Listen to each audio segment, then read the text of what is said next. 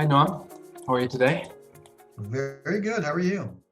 I'm great, especially after reading um, this kind of provocative post that you wrote, that we need to just get on with reality, that the 10x engineers that we're looking for simply do not exist anymore.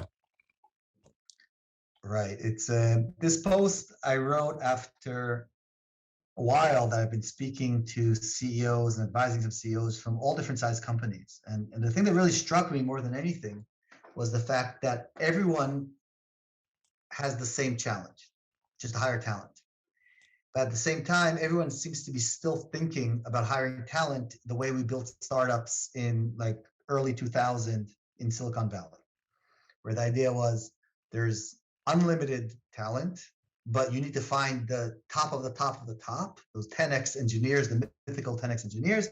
But if you spend enough money or give enough yoga or do something interesting enough or have a cool enough founder, you'll be able to find them and build your whole company that way. And in many ways, that's how Google built itself and Microsoft and some of the biggest companies, that they really found this amazing talent.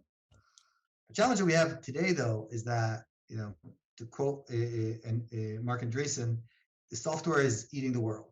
And so every company today is a software company. And every company in the world is trying to hire the same 10x engineers. And Goldman Sachs and Robinhood are hiring the same engineers. And there are more engineers at Goldman Sachs than bankers, right? I mean, it's a software company. Every company is becoming a software company. On top of that, money has become unlimited.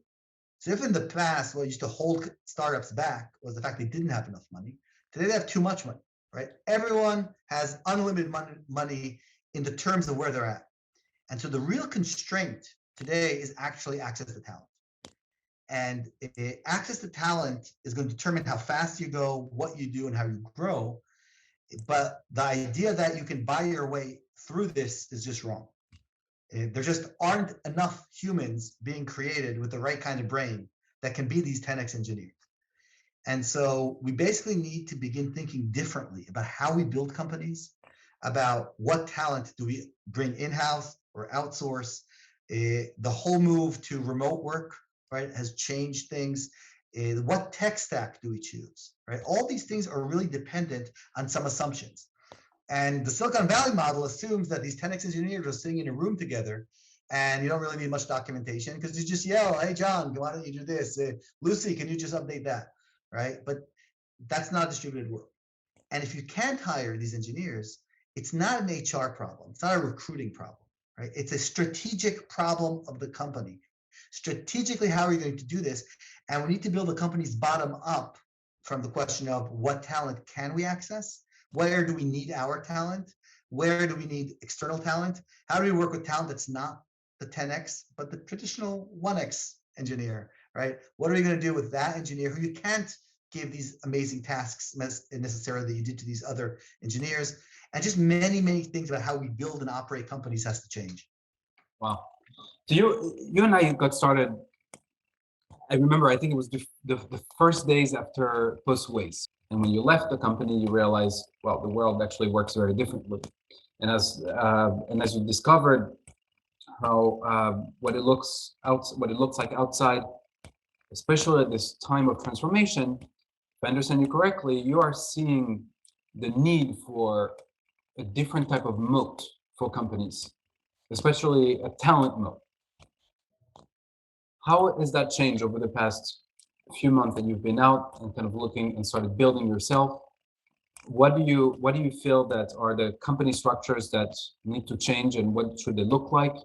Maybe what type of companies does it well versus doesn't do it well? So when I left Google, I started a project. It's not really a company; it was more of a project, but obviously something I believed in very strongly, has to do with access to information, freedom of speech, things like that. But also, I wanted to kind of experiment with the modern world. When we started Waze, it was before the iPhone, right? We had to jailbreak our iPhones, right? Wow. Before Slack, we were one of the first customers of the AWS. Like, we remember AWS going down for 36 hours. Things people today don't remember. Oh my So God. it's like it was a Okay. different world, right? And then within Google and all the large tech companies have their own tools and stacks and way of working, et cetera.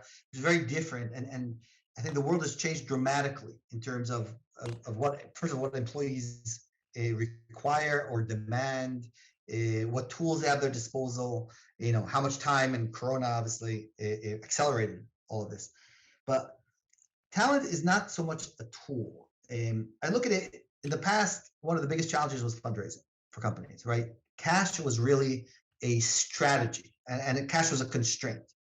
And then you have companies like Uber were the first ones that actually deployed cash as a strategic decision. People used to kind of make fun of them how they overspent, but that was a decision. They overspent to create the product, to buy liquidity, to create the quality of service, to do all these things that they could do by just outspending anyone else. And that's, it's been tried by other companies, both on investment side and operating companies, and there are pros and cons like everything. But that world is also gone. The fact that everyone has access to unlimited funds, unlimited in the real sense of the size of the company, right? Again, assuming you're doing something interesting and have access. So we have kind of a level playing field today where whether it's Google or some startup that's been around for a year, they both can pay an unlimited amount of money for the employee, right? And so and they're both being constrained by the employees. So the large companies, Google, Amazon, Apple, they've got pipeline to start in your first year of computer science. In the summer, you're going to go and intern at Google. So they've built these huge funnels to acquire people and the whole thing, et cetera. Obviously, stuff small companies can't do, but also things that take a long time to do. But my point is that the moat itself, or that if you're starting a company today or thinking about how you scale your company, if in the past it started from the product or the technology, I was around in the 90s where the technology was a challenge. We had to build our own servers and host them ourselves and configure our own routers, something nobody thinks about today in the world of the cloud, right? But that was the world in the 90s, right? Access to technology or hardware was a challenge. Same thing with talent. If in the past talent was not seen as a constraint, but kind of an operational requirement, I think today talent is the constraint, and the company needs to be built bottom up from looking at talent.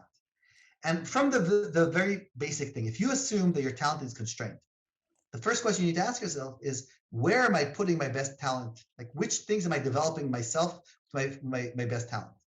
When we started Waze, we had some of our greatest engineers building websites.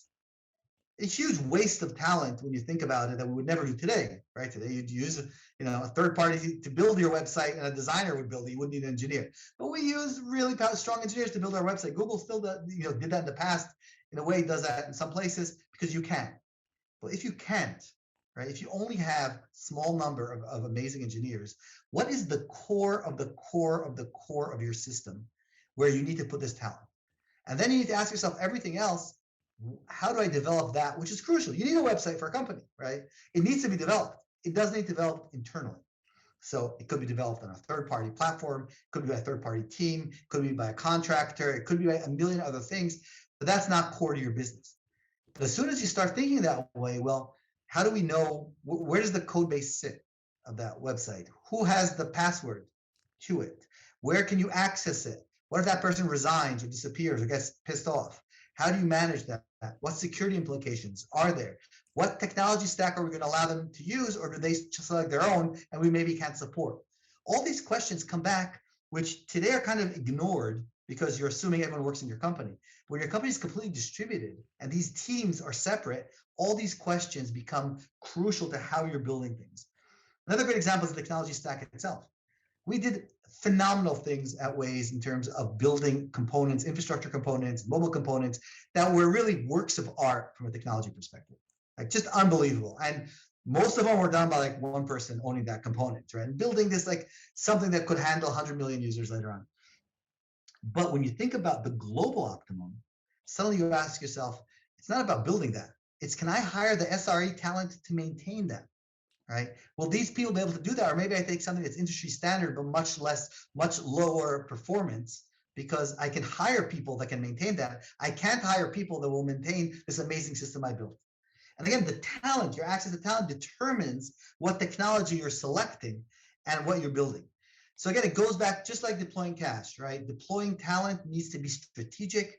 Your company needs to be built around who you can access and what they can do. It's interesting, as we see that change also happening on the builder side, the engineers, the product managers, designers, etc.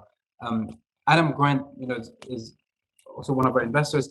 He mentioned this incredible sentence. I think that really summarizes the change that's afoot, which is that for the longest time, for generations, we've been structuring our life around work. So we'd have work and whatever fits kind of on the side that we can pack in, and that was our life. But for the first time, we had the opportunity for many of us to structure work around our lives. And there's no going back from that. Too many people have tasted that and I think came into the realization that their ability to choose what they work on, who they work with, when they work, from where they work, is really important. And we're seeing, particularly in that category of highly skilled professionals in tech, that we care about this so much. And I think that comes at odds with the way companies have been structured in the past. And I think, to your point, where it's less about joining a company and doing whatever the company tells me to do. It's like, I want to choose the problem that I work on and kind of sign up for that problem. So sure, I like the company, but I want to see the problem that I'll be solving. We're calling it internally mission-based work, where instead of the company thinking in terms of headcount, of, hey, I need 5 more engineers here, I need 5 more designer here, you basically think, maybe to your point on, okay, there is the mission of building that type of website functionality, building that core engine, building this capability with customers, and that is what it will amount to. That is attracting people in a way that the typical job listing simply fail us today. By the way, I think you're right, but it goes to other levels as well. There are different stages of projects. Some people love starting something new. They love just iterating and writing code and throwing it out. Some people love going deep into one thing, into the 99.999 option, right? These are different skills that people enjoy doing, and so they would want to join projects in different stages. Some people like the scaling factor. Some people like the fact that it's quick and dirty and not scaled, where you can actually iterate quickly, right? But the same also goes to other, we're talking about engineering and product, is obviously the space we're in, but CFOs, right? You can have fractional CFOs today. Most companies do not need a full-time CFO, but they need the skills of a full-time CFO. Right. A lawyer, right? You want to, now there's that on the personal side, but then the other aspect of that is the expertise. A small company can't keep a regulatory lawyer on staff. But when they have a regulatory problem, they need that person. And many times they need him part of their staff, not as an outsourced lawyer, but like really working closely with them on a project for a year, right? The whole idea of how we structure things here is crucial, because if the basic assumption that everyone's an employee, then that drives what we do and how we do it, what tools we select, and what kind of challenges we address. When your assumption is that a company is a mix of employees, contractors, onshore, offshore, on-site, off-site, all these kinds of different constraints, we need an operating system for that. We need a way to manage people. We're seeing, what's going on. Slack, I think, was just the first step in the direction we're going in terms of internal communication tools, right? But what about engineering tools? What about security, right? How do you engineer for security when your staff is distributed and there's a good chance that a foreign nation has deployed one of their engineers into your staff? How would you even know that happened? A la Twitter or SolarWinds. I mean, it probably exists for remote in general. Yeah, that's right. Right. So all these kind of questions are about the new company that we're building, right? And we don't exactly know what this new company is, but I think what the organizing principle should be around talent. That's incredibly interesting. And that new company model, there's new ways to build. We stumbled upon that kind of by mistake when, in order for us to deliver the A.Team service, we needed a way for customers to design their team. What is the team that I want? And we realized, wait, actually, more and more companies are thinking in terms of those project initiatives, missions, basically teams. There's also another factor that's accelerating things, which is that more and more companies, as they scale, because the rate of competition is accelerating, they have to do many times that 0 to 1 effort across many products. Like basically, companies are becoming multi-product companies. So more and more, they have to think through these initiatives. We basically realized there is no tool to even think in those terms. To be able to say, okay, I have these initiatives going on. This is what is are doing. These are the teams that power that. But what we saw is that as soon as people start thinking in those terms, and you're absolutely right that the tooling today that's broadly does not exist to do that, then it matters less whether it's all employees mix. It's like it's about bringing the best group of people that can actually accomplish and drive an outcome. And that's potentially that new company model and operating system may be one of the greatest opportunities for companies to help with in the years to come. Well, it's two things. It's an opportunity for those that embrace it ahead of the curve, like companies that embraced cloud, right? There was a whole generation of companies. I remember at the beginning of Waze, we had an internal debate. Do we use AWS or do we host our own server? Oh my Because God. we're dealing with a problem that, is geographics, is finite amount of roads in the world. And a problem we could easily solve by throwing, a whole bunch of cores at the problem instead of distributing it among multiple machines, right? That's the kind of decision that from a technology perspective made more sense to take one huge machine and just process the hell out of it and do it quickly and simply, right? But if you begin thinking about the overhead of managing your own servers and redundancy and backups, etc., we had no choice and hiring the talent that can run these machines, right? Because you're basically competing for SRE talent against Google, right? So how's that versus we made the right decision going into cloud? And I think the biggest reason we did that, I spoke to a few people, senior people in Silicon Valley, they all said the same thing. They said, look, unless you're willing to pour concrete, you have to go to the cloud. So unless you're building your own data center and running it yourself, meaning you're one of the top, 10 companies in the world, right? You have to go to the cloud because you will never hire the talent that can actually run this. Now, when you think about what's going on with cyber today, right? The fact that some hospital runs its own exchange server with an IT manager and is actually at war with hackers in China and think they can hire the talent to deal with that is a joke, right? Microsoft, Google, Amazon are struggling every day to fight with the Chinese hackers. So this hospital is going to be able to hire someone. And it's not a coincidence that we're seeing all these ransomware attacks, right? It's the same problem, right? When your mindset determines what technology you build and what talent you hire. And so on one, it's an opportunity, and then it's a threat. Companies that did not move to the cloud ended up, being in a very, very weak position in terms of talent and cost, and had to move later on at a huge cost to the cloud or be hacked all the time by the Chinese or Russian. I don't want to be, or Russian or independent hackers. I mean, let's not get too political. But the flip side of all of this is that the threat is there as well. If you didn't move to the cloud, you slowed down. And the companies that moved to the cloud early had a huge competitive advantage to those that didn't. Same thing here. One of the challenges, I think we have a lot of these challenges around moving to this new world, but I think one of the biggest ones is actually going to be around culture.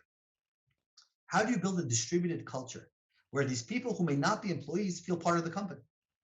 And the number one reason people leave companies is because they hate their boss, right? I mean, that's really the number one thing. Maybe they hate their team, right? But now that they're distributed, what's that relationship with your team leader? How do you find meaning at work beyond the work itself, right? How do you connect to the mission of the company, right? How do you move between being an employee and being a contractor, between being on-site and being off-site? There's magic that happens when you put humans in the room together, right? How do you replicate that or create that? And I think in many ways, the employment laws are still built on the idea that you have employers and contractors, but that's not the case. We have a whole spectrum of relationships now between of engagement between a company and an employee, and the employment laws will have to also catch up here, because many of the ways people operate with contractors is actually driven by the employment law, not by what's efficient for the product. That's fascinating. In a way, when you talk about the threat, comparing that to the companies that failed to embrace the cloud when they should have and stayed behind, I almost can see some of the companies out there that are jumping at the opportunity to go back to normal, bring everybody to the office, hiring only in one city, in one place. You can already tell that those companies, they are going to have such bottleneck scaling that you can already tell they're likely to fail.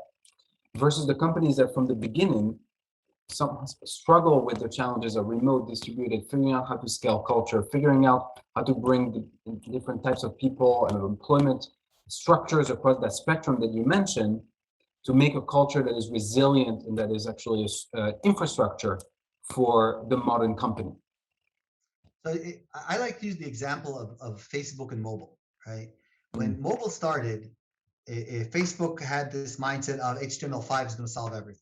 Right. And the reason they had that mindset was because they didn't own the operating system. And so they didn't want to get caught into it. And so HTML5, they wanted to look at it as a browser, right? And they built HTML5 product, which was terrible. Everyone agreed. But the value is so high with Facebook that people used it in spite of it being terrible. And that allowed them to continue, on and on and on. And because people were still using it. There was a crisis point, and it's not, loosely connected to the drop in the stock price, other things, but there was a point where they realized that they couldn't compete if they stayed in HTML5. And they had to move to be a native mobile application. And they did a phenomenal job in execution, right? It's taking a battleship and turning it on a dime, which they did in their favor. And I don't say a lot of positive things about Facebook, but that was like amazing, the change that they did and drove that. But that was their understanding that they're going to be left behind with staying in HTML5, and that their strategy was wrong. Same thing here. Companies that are trying to go back to the way the world was exactly, right? I mean, they'll get short-term success because there's value in it, but long-term, they're going to fall apart, right? And because the demands of the employers are going to be different, and they're not going to be able to find the talent that they need to continue that way. It does not mean that there's no value in being in a room together. It does not mean there's no value to being an employee, and to get that whole kind of a culture of work is super important. And I'm a huge believer in the fact that you put people in a room together and you can do magic. But how often do you go in the room? Who are the people in the room? Are they all employees or not? And by the way, another challenge is going to be, how do you pay contractors with stock options, right? I mean, that's part of what drives the tech space. And you're going to have to do that at a certain point, or kind of in your business, people are going to have a hard time continuing to work as contractors if they're not getting the stock-based compensation that employees get, right? So all these different things have to come together into a new way of doing things. Agreed. There is a new modality of work that's happening at the same time that companies need a new structure of the modern, maybe cloud-based company. A new modality is happening to empower that whole category to exist, from the employment laws that need to change, as you mentioned, and on the way to compensate, also based on equity. In fact, at A.Team, we see that today we answer the promise only partially by enabling you to work on problems that matter to you with people you like to work with, earning very well, and having full flexibility. But we don't enable yet the upside of the companies that you work on, or being part of such a network. And that is something that we hope to solve in the subsequent months. But it absolutely. And by the way, those are the kind of innovations I think you guys are driving, is this kind of thinking, right? And again, employment laws kind of determine this, right? From a company perspective, you don't care. Like, if someone's working, you'd be happy to give them equity if they're going to deliver, right? And it could be that these employees end up having equity in A-Team, right? Or an A-Team becomes an aggregator, getting equity from everyone else, like, and becomes a kind of a VC in that. They're all different models that are coming because everything's getting blurred, right? The most important thing when you're in change, like in these market changes, first of all, that's the only time I think the startups can really make an impact, is when there's a big market change. So I think you guys are well positioned for it, right? But it's like just when something changes dramatically, like it's happening now. But the second point is really that clarity and focus that has to be, that needs to be driven into understanding the problem in depth, and being able to solve it in a way that, instead of replicating the old world in the new terms. Right? What a lot of people are doing is saying, okay, we'll let our employees work remotely. Yeah. Well, that's part of the problem, right? But that just solves the geographic issue. They're still employees, and they might be working projects they don't like, and they're going to leave you and go to someone else. They're just going to leave, yeah, because attrition is increasing, since it's very easy. Like, your next job is just a tab away, right, on your browser. You don't have the awkwardness of looking for a tab away. Your next job is an incoming text message. Yeah, that's right. Right? It's like, there's so much of this. So again, another thing that I always ask people when we're talking about talent is, how dependent are you on your specific leaders? Right? If you're a small company, you probably have one kind of CTO or VP engineering that runs the whole engineering org. That's the number one person being headhunted right now by every other company. What happens if she leaves? Like, what do you do at that point, right? And so actually breaking smaller teams builds resilience for the organization because you've got more leaders in place that have the skills of running a large engineering org or are learning the skills, but do not have the deficiencies of running a huge org. And so you start breaking the company to smaller units, it's much easier to decide which units are on premise, which are off premise, and which are outsourced. Right. So this whole issue of squads and guilds, this whole move into keeping teams small and nimble, right, falls into this question also of are they employers or employees or are they contractors? Analyzing, it's a fascinating idea to analyze the company not just as headcount and departments, but almost like as a network where you have single point of failure. And if you lose that single point of failure, you're in big trouble. And instead to basically have the cells, those units that are business driven, outcome driven, that you can have in hybrid employment models to drive results. That's a really And this goes interesting into idea. the distributed computing models, right, which have built kind of the whole scale of the internet today is built on this concept of distributed computing in many ways, right?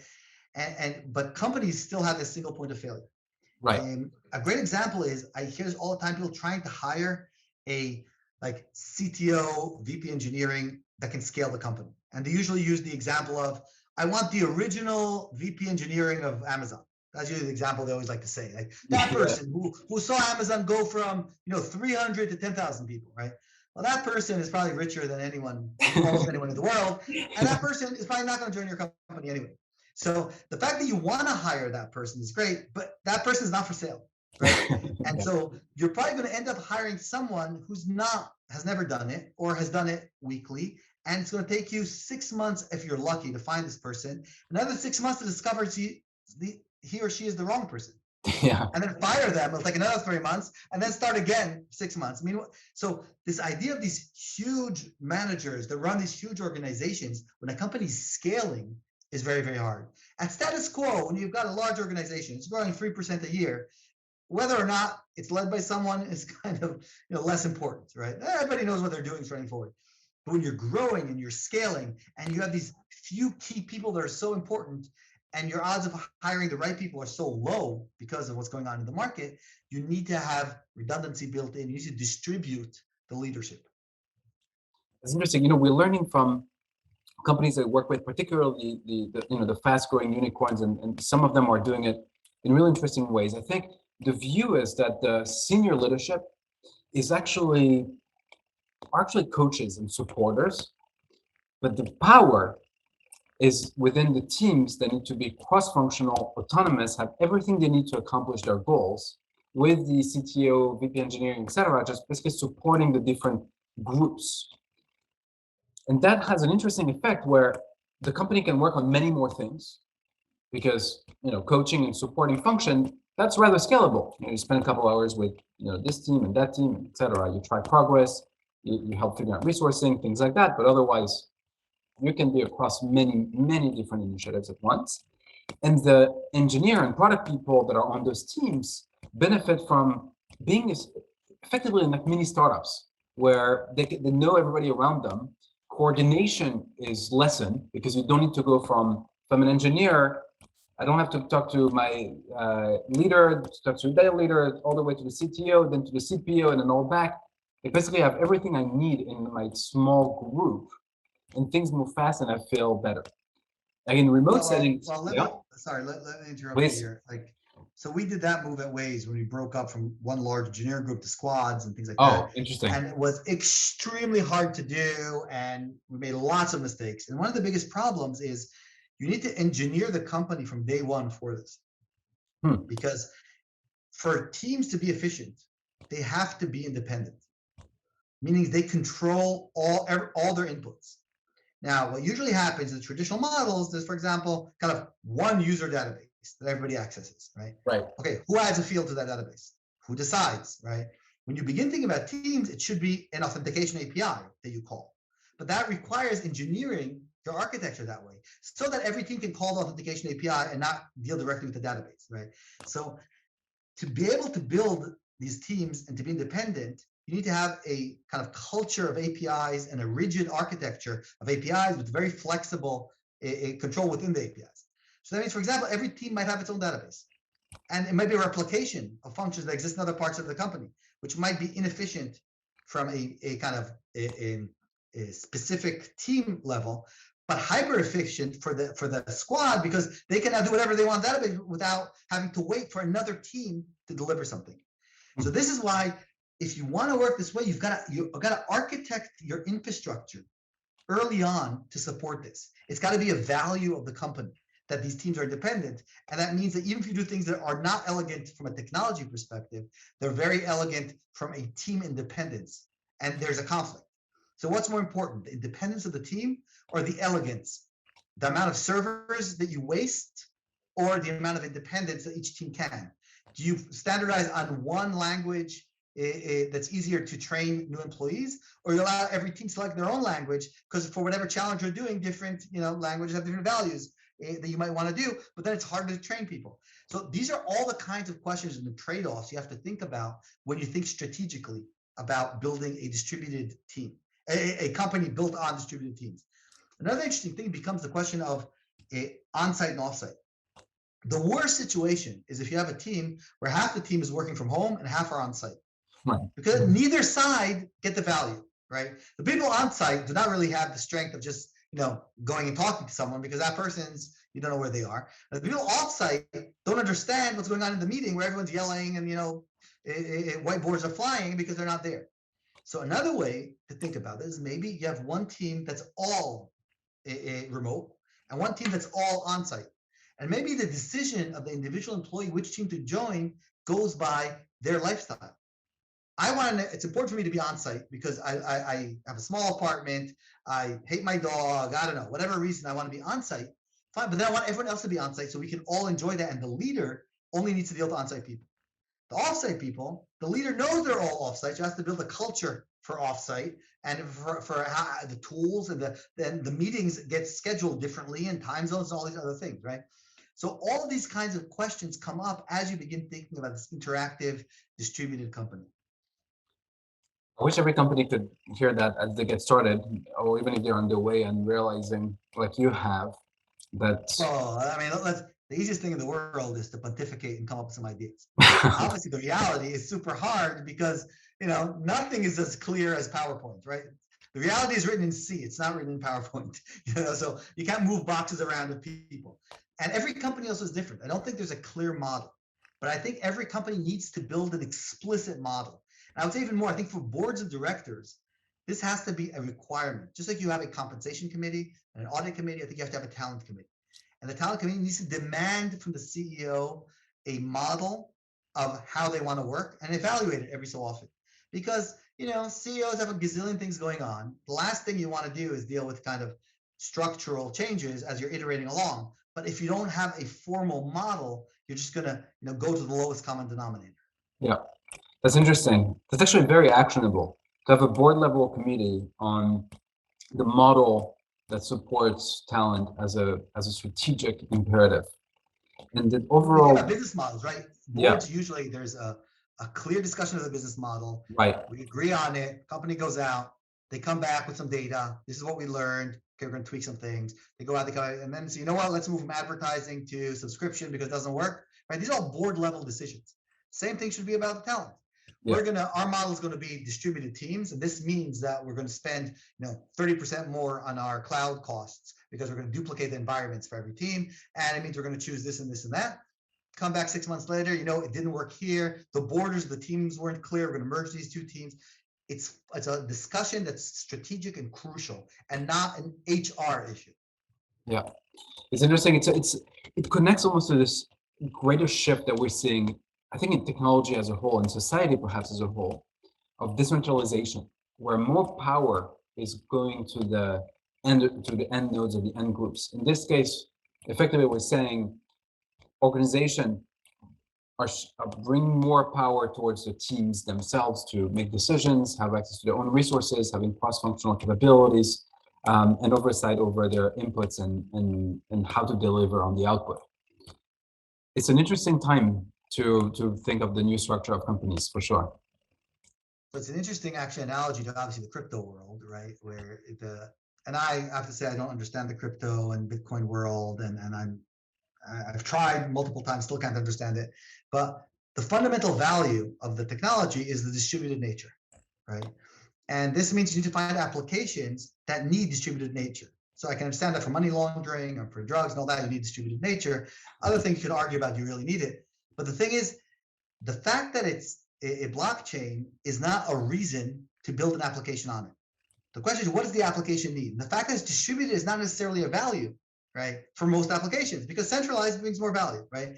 Same thing when you analyze a company. Which functions need to be distributed and why?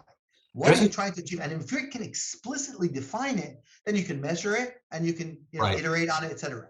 But if you're assuming the assumption is everything is centralized, and then you have to explain why you're moving things aside, that's a different discussion. It's interesting. When we think about blockchain and some of the secondary effect of decentralization is that we're building new primitives that we were missing before in terms of being explicit in enabling coordination in a distributed setting. In many ways, like as you described earlier, we're missing a lot of the tools to enable the new company models to exist. And they may look much more like networks or even cities, right? That the monolithic type of companies that we used to have in the previous decades. And some of the solutions may come from that wave of decentralization with the new blockchain paradigms, where, whether it's DAOs or even the basic decentralized currencies that are trying to be explicit about culture, about coordination, about the laws that are governing it, to enable people to work together more efficiently without ever meeting each other.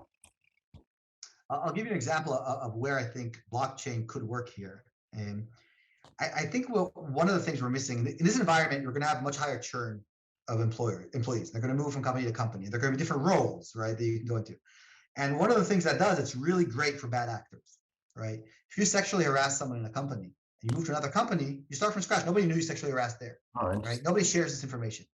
Imagine if you did have kind of a basic blockchain kind of linked in kind of a thing that goes with you wherever you go, but where the company leaves some basic information on it every time. What date did you start working? What date did you finish working? Where did you resign or were you fired? Were there any code of conduct violations, right? Something like that, or fraud, right?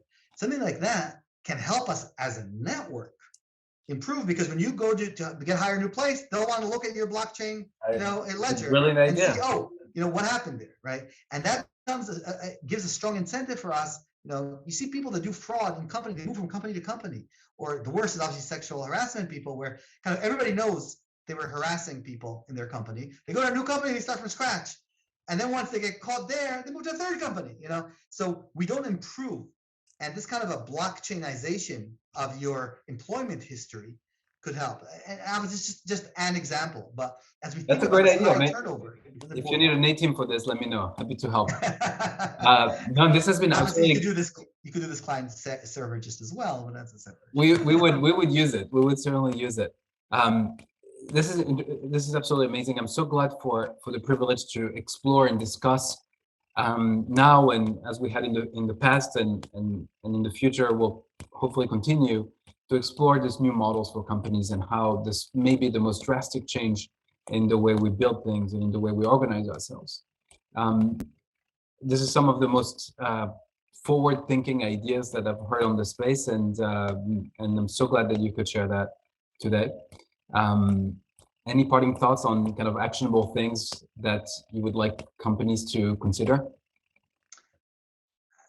I guess it's always scary when you're in the middle of a change, because you don't know what the outcome is going to be. But it's also very exciting, because that's when small companies can have outsized impacts. And that's what I feel we are now. None of us know what the future company is going to look like. We know it's not going to look like the past company, but we have no idea of predicting the secondary effects and what's going to be needed. And I think there's a whole slew of companies like A.Team that are being developed now that are building the tools and the building blocks for this. That at the essence, it's up to the founders and the CEOs to admit that they're not going to be able to hire the talent they want, and to build for the talent that they can get, not the one that they want.